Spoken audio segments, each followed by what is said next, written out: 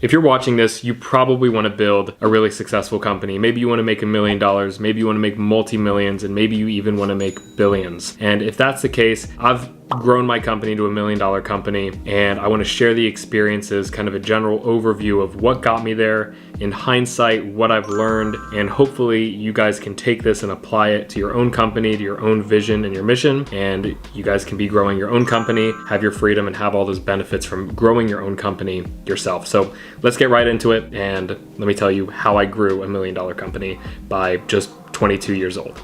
So I've just got a couple notes here on my phone. I don't really have anything crazy. This isn't super scripted. This is more of an overview video, and if I get some good reactions and good engagement on certain points, I may go deeper on those. So the first thing is really just having patience. It takes a lot of time, energy, and effort, and you'll maybe see a ton of people online saying, oh, I grew $1 million company in 6 months, right? I made $1 billion in 20 months, right? Or in just a year or something, right? You'll hear all these crazy claims, but the thing is, you may not have seen what came before.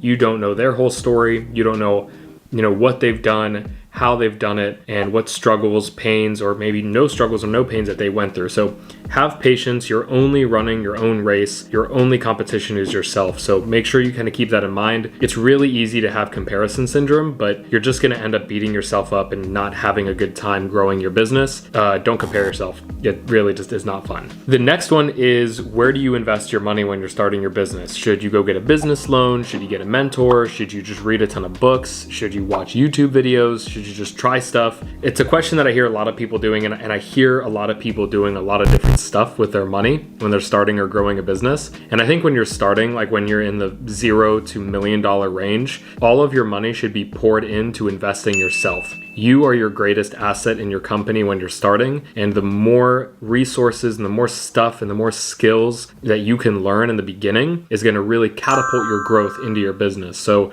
spend your money and spend your time investing into yourself, because it's going to pay dividends, and you're really the only person that cares as much about your business as you do. No one else genuinely will care as much as you do. It's like your baby, right? So having that in place and making sure you invest in yourself is the best thing that you can do. The next one kind of piggybacks right off of the previous point, and it's just all about learning the basics and really focusing on the basics and high income skills. So things like copywriting, marketing, product development, and how to build a really, really good offer. I think that's a really big one. Customer service, and maybe some tech skills. Really focus on the basics and learn those. You'll figure out what your expertise is as time grows, and you'll figure out what your perfect offer is and your perfect customer avatar. You'll figure that out. But in business, and especially if you're looking to run an online business, and even if you're running a brick and mortar company, there's so much stuff you need to do online that really learning those kinds of skills are going to help you. I think the biggest fundamentals that any business owner can learn, even if you're not running a business, these are so useful. I think the biggest ones are copywriting,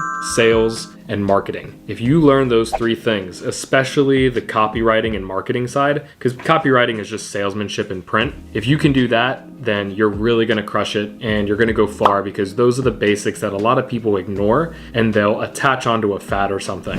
I actually had a friend that started a mask company right when COVID started, right? So he got lucky, he got a mask company, he started doing that right when COVID came out, and he crushed it. Then the problem is, as masks were no longer needed and the the demand wasn't as up, he had to move away from it. But he made all this money, but he was just losing it because he didn't have anything else coming in. So what he ended up doing is he really needed to double down and learn those skills. If he didn't, he probably wouldn't have had another business, right? So sometimes you can get that initial spurt of luck, and it's not just luck. You did something to get there, right? You have some kind of skills, but if you don't latch on to whatever skills you have, sometimes you can really just not have anything else going for you. You'll just have that one victory and then kind of fizzle out. Okay, now to get into some more specifics. First one is marketing always like it's Black Friday. You'll see a ton of companies just come out of the woodworks and market like crazy on Black Friday, and they'll be really happy with the results and the sales and everything, and then they'll really, really complain at other times during the year. Well, if they marketed like it was Black Friday all the time,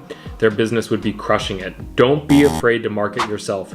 I know friends, I know family, I know tons of people that just, I feel like they're really afraid to market and put themselves out there maybe it's because they're nervous about their brand or image reputation, but the biggest and the best thing you can do is marketing for your business. You should believe in your company and your vision and your mission so much that you should almost be talking to everyone about your business. If anything, you can even seem obnoxious when you do it, but it's probably one of the best things you can do is just talk about your business, talk about who you help, how you help them, and market like it's Black Friday every single day, and I guarantee you your business will grow. Don't be afraid of marketing yourself. I forget who said it, and don't butcher me in the comments, but there's a famous marketer that said if you haven't pissed someone off by noon, you're not a good marketer, you're not marketing yourself enough.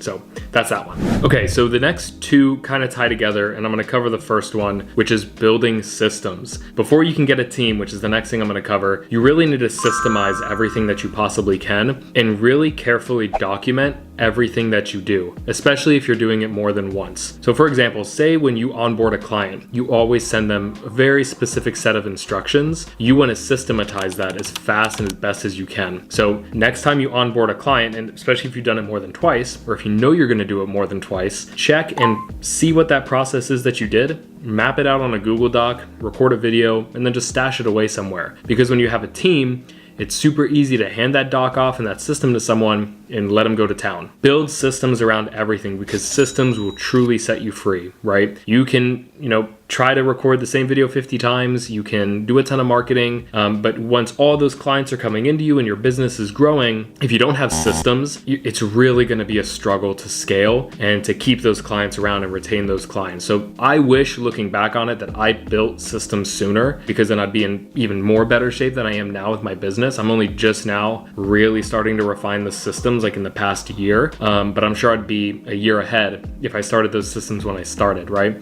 And I think I tried to, but I never really stayed consistent. And now that I actually need it, I'm realizing it. So build systems, they're really going to set you free. And I've found a ton of use in them. Like build SOPs, standard operating procedures. You're not necessarily going to use them all the time when you have a team, right? You don't just want to, like I'm thinking right now of Layla Hormozi, Alex Hormozi's wife, when she's like, if I got a stack of SOPs when I joined, like I'd probably just kill myself, right? Like that's what she said in one of her videos. And I totally agree. Like when you get a team, you never just want to shove them a ton of SOPs and systematized docs and just hope that they do good. Having those systems and process will help you be able to figure out what did I do, how did I do it, and then how can I teach this and transfer this knowledge to my team in the future. And this brings me now to my next point, which is having a team. Building a team and starting to build a team early is one of the biggest things you can do to grow your business, and it's extremely valuable. Now, in the book Good to Great by Jim Collins, I believe, he talks about making sure that you have the right people on the bus and then make sure you know where the bus is going, right? I totally agree with this. I think having the right person is the best thing that you can do. Actually, with someone else I spoke with Jason Capital, huge social media influencer, really awesome business owner, copywriter. He's amazing. He was explaining how you should only hire 10s on your team, right? Don't hire an 8, don't hire a 9, because if you really, really want to grow, hire that 10 on your team, because they're going to lift everyone up and they're going to be able to self-sustain. But if you hire that 8 or even that 9, although they're great, they're just going to bring down the team in some areas, and it's just going to be a real big pain. At first, you're not going to get those 10s, right? You won't necessarily be able to pay for those 10s, but looking for those 10s and being able to identify them is going to help you a ton, because just like systems will set you free, your team will be able to implement the systems that you give them the vision for, and they'll be able to execute even further. It's essentially like cloning yourself, and it doesn't happen instantaneously because each team member is going to have a different asset that they bring to the table. But you can essentially clone your systems that you came up with, and it'll really help catapult your business to the next level. I love my team. They crush it, and it's been the best thing in the world seeing my team grow and going from, how I structure the process is I hire someone on part-time. I see if they're a good fit for a couple of months.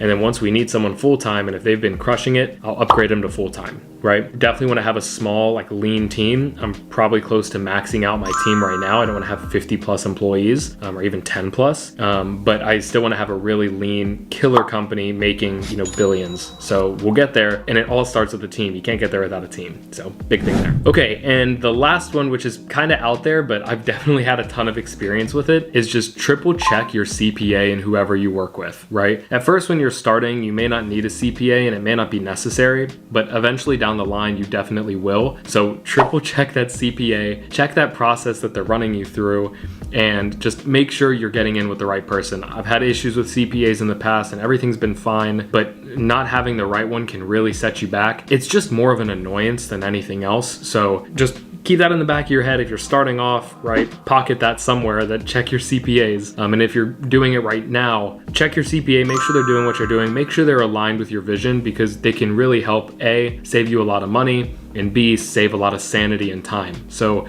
make sure you're partnering with the right person, make sure they're aligned with your visions, make sure that they're open to questions, feedback, suggestions, and you'll really crush it with them. So that's really everything that I got for this video. This was a pretty broad overview, but those are some of the initial things when I just thought of this that I feel would help a lot of people, and that in hindsight, I wish I focused maybe a little bit more on, or in hindsight, I know that if I didn't do those things, I maybe wouldn't be as successful as I am today. So if you enjoyed this video, please comment below, let me know if there's a topic you want me to cover more specifically. And if you don't know about me, my name's Nick Corvesis. I'm the founder of Scale Lab Group.